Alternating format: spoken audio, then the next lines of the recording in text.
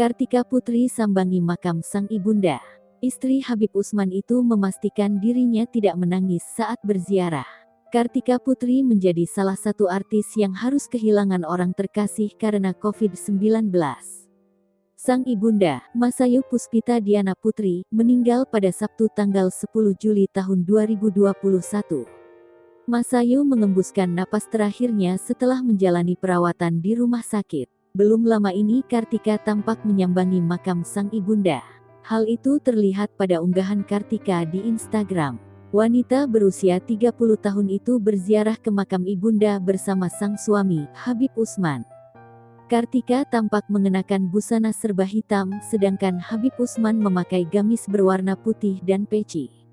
Pasangan suami istri yang menikah pada tahun 2018 itu juga kompak menggunakan masker, face shield, serta sarung tangan.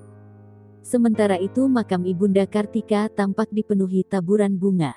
Dalam captionnya, Kartika mengaku sudah ikhlas. Ia bahkan tidak meneteskan air mata sedikit pun saat mengunjungi makam sang ibunda.